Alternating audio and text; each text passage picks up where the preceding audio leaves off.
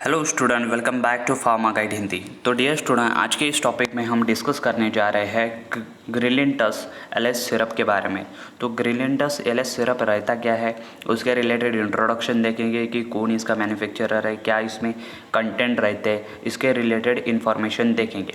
उसके बाद alternative medicine देखेंगे हम। अगर ग्रिलिंटस एलएस जो है वो प्रेजेंट नहीं रहता है किसी भी मेडिकल स्टोर में, तो हमें कौन सी जो है वो अल्टरनेटिव मेडिसिन लेनी चाहिए ग्रिलिंटस एलएस अगर मेडिकल स्टोर में अवेलेबल नहीं रहता है। या फिर हम चेक भी कर सकते हैं कि फार्मासिस्ट जो है, जो मेडिकल स्टोर में काम करने वाला बंदा है, वो हमें सही जो है वो सिरप प्रोवाइड कर रहा है या नहीं ग्रिलिंटस एलएस के रिलेटेड, तो वो भी हम क्रॉस चेक कर सकते हैं। साथ ही साथ हम देख सकते हैं ग्रिलिंटस एलएस के साइड इफ़ेक्ट्स।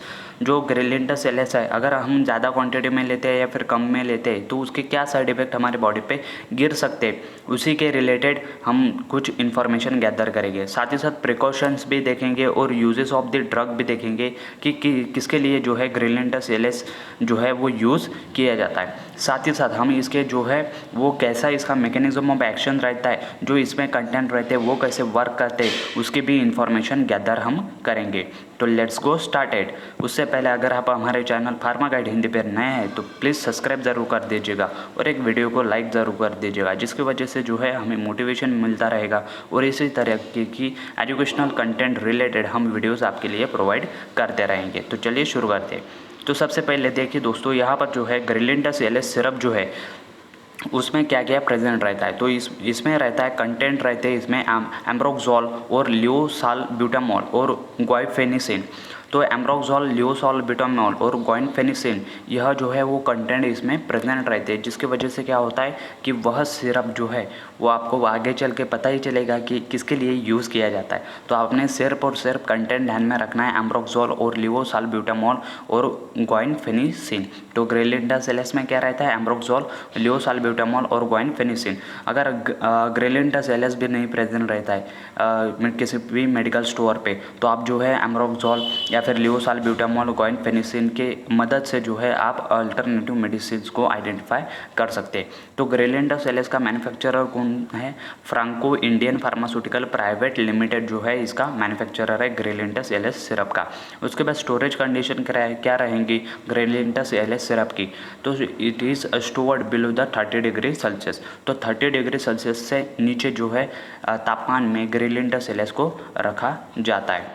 उसके बाद हम देखेंगे कि ग्रिलिंटस एलएस वर्क कैसे करता है, काम कैसे करता है। तो मैंने पहले ही बताया, इसके कंटेंट से हम जानेंगे कि यह काम कैसे करता है। तो Grilinctus LS syrup is a combination of an 3 medicine. मैंने पहले ही बताया, एम्ब्रोक्सोल, लियोसाल्ब्यूटामॉल और guaifenesin which relieve the cough with an mucus. अगर आपको एम्ब्रोक्सोल, लियोसाल्ब्यूटामॉल और ग्वाइफेनिसिन आपको दिखाई दे रहा होगा, तो आप समझ जाना कि it is related to the cough with the mucus. तो एम्ब्रोक्सोल करता क्या है, तो ambroxol it is a mucolytic which thins and loosen the mucus that is phlegm making it easier to cough out। तो देखिए एम्ब्रोक्सोल क्या है, it is mucolytic agent है। म्यूकोलिटिक मतलब जो म्यूकस रहता है उसे कम करने का, उसे लेस कम करने का काम जो है एम्ब्रोक्सोल करता है। तो एम्ब्रोक्सोल अगर इस कंटेंट के साथ लिया जाता है तो यह क्या करता है, जो आपका म्यूकस रहता है प्रेजेंट कफ में, उसे कम कर देता है, और जिसके वजह से क्या होता है कि कफ को हम इजीली बाहर स्प्रेड आउट कर सकते हैं। उसके बाद लियोसाल्ब्यूटामॉल क्या करता है, तो लियोसाल्ब्यूटामॉल एक ब्रोंको डायलेटर है। ब्रोंकस जो ब्रोंकाई रहते हैं उसे डायलेट करने का काम जो है लियोसाल्ब्यूटामॉल करता है। It works by relaxing the muscles in Airways and widen the Airways. तो यह क्या करता है, जो मसल्स रहते हैं एयरवेज में, जो भी हम जो रेस्पिरेशन करते हैं उसमें जो भी मसल्स रहती है, यह क्या करता है, उन्हें रिलैक्स कर देता है, और जिसके वजह से क्या होता है, एयरवेज वाइडन हो जाती हैं, ब्रॉड हो जाती है, जिसकी वजह से हम जो है इजीली ब्रीथ कर सकते हैं। अगर हमें कफ रहता है या फिर जो है वो कफ रहता है, उसकी वजह से हम इजीली ब्रीथ नहीं कर सकते। और ग्वाइफेनिसिन किसके लिए डाला जाता है, तो ग्वाइफेनिसिन एक एक्सपेक्टोरेंट है, जिसकी वजह से क्या होता है, जो स्टिकीनेस रहता है म्यूकस का, तो देखिए एम्ब्रोक्सोल क्या करता है, एम्ब्रोक्सोल जो म्यूकस रहता है उससे थीन कर देता है, उसे जो है लूजन कर देता है। लेकिन ग्वाइफेनिसिन क्या रहता है, एक एक्सपेक्टोरेंट रहता है, जो क्या करता है कि जो म्यूकस की थिकनेस रहती है या फिर प्लेगम की थिकनेस रहती है उसकी स्टिकीनेस रहती है उसे कम कर देता है, जिसकी वजह से क्या होता है कि वह इजीली जो है एयरवेज से जो है एक्सपेल आउट हो सकती है बॉडी के बाहर। Together they makes the breathing easier. इसके इसीलिए जो है वो एम्ब्रोक्सोल, लियोसाल्ब्यूटामॉल और गुआइनफेनिजिन इसमें कंटेंट रहते हैं।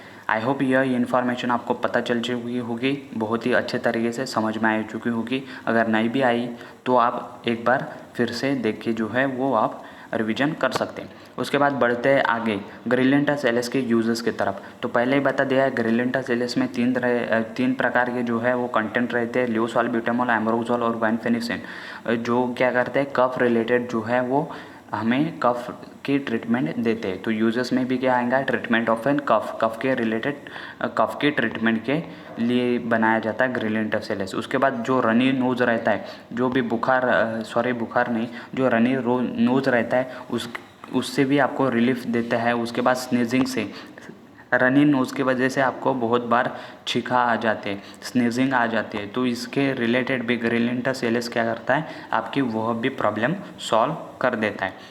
उसके बाद बढ़ते हैं ग्रिलिंटस एलिस के साइड इफ़ेक्ट की तरफ। तो ग्रिलिंटस एलिस अगर आप लेते हो और इसका साइड इफ़ेक्ट होता है तो क्या साइड इफ़ेक्ट होगा, तो इसका पहला साइड इफ़ेक्ट होगा डायोरिया। आपको डायोरिया ऑकर हो सकता है, नौशिया हो सकता है, वोमिटिंग भी ऑकर हो सकती है और अपसेट ऑफ स्टमक भी आपको हो सकता है। तो लियोसाल्ब्यूटामॉल, उसके बाद एम्ब्रोक्सोल और गुआइनफेनिजिन, इसके वजह से क्या हो सकता है, आपको डायोरिया ऑकर हो सकता है। इसका अगर साइड इफ़ेक्ट होता है तो नौशिया हो सकता है, आपको जो है वो ज़रा सा घबराहट महसूस हो सकती है, वोमिटिंग हो सकती है अगर आप ग्रिलिंटस एलिस लेते हो। उसके बाद अगर वह आपके जो है वो डाइजेस्टिव सिस्टम के साथ अच्छे से कोऑर्डिनेट नहीं होती, उसकी वजह से आपको जो है वोमिट आ सकता है, और डाइजेस्टिव सिस्टम के साथ अच्छे से कोऑर्डिनेट ना होने की वजह से आपको अपसेट ऑफ स्टमक का सामना भी फेस करना पड़ सकता है। उसके बाद हम देखेंगे कि अगर ग्रिलिंटस एलिस प्रेजेंट नहीं रहता है तो हम कौन सी मेडिसिन जो है वो ले सकते हैं। तो एस्थालिन एलेक्स AX सिरप आप जो है वो परचेस कर सकते हैं मेडिकल स्टोर से, अगर ग्रिलिंटस एलिस वहाँ पर मौजूद नहीं रहता है। एस्थालिन AX में भी लियोसाल्ब्यूटामॉल, एम्ब्रोक्सोल और गुआइनफेनिजिन रहता है। उसके बाद एम्ब्रोडिल एलेक्स सिरप भी रहता है, चेरिकॉफ एलएस सिरप भी वहाँ पर वो प्रेजेंट रहता है, और जेरोटस XP सिरप भी प्रेजेंट रहता है। अगर ग्रिलिंटस एलिस आपको नहीं मिलता है तो यह अल्टरनेटिव मेडिसिन, 4 अल्टरनेटिव मेडिसिन मैंने बताए हैं, चारों में से आप कौन सा भी अल्टरनेटिव मेडिसिन ले सकते हैं, या फिर जो भी फार्मासिस्ट रिकमेंड करता है उसे आप क्रॉस टैली कर सकते हैं कि क्या उसमें लियोसाल्ब्यूटामॉल है, एम्ब्रोक्सोल है या फिर गुआइनफेनिजिन उसमें प्रेजेंट है या नहीं। तो इस तरीके से आप जो है वो ग्रिलिंटस एलिस के बारे में बहुत ज़्यादा इन्फॉर्मेशन हमने आपको बता दी है। तो आई होप ये वीडियो हेल्पफुल रही होगी तो एक लाइक ज़रूर कर दीजिएगा। अगर चैनल पे नए हैं तो सब्सक्राइब ज़रूर कर दीजिएगा। हम किसी भी प्रकार का सेल्फ मेडिकेशन नहीं प्रिफर करते। हम पहले बोलते हैं कि डॉक्टर से कंसल्ट करने के बाद ही आप कौन से भी मेडिसिन जो है वो ले लीजिए। हम सारा का सारा जितना भी वीडियोस में कंटेंट प्रोवाइड करते हैं सिर्फ और सिर्फ आपका नॉलेज बढ़ाने के लिए, आपको एक अच्छी से अच्छी इन्फॉर्मेशन प्रोवाइड करने के लिए हम तत्पर रहते हैं, हम प्रयास करते हैं। तो आई होप इससे आपको बहुत ही ज़्यादा मदद मिली होगी। Thank you very much for watching the video till end. Do not forget to share with your friend. Thank you.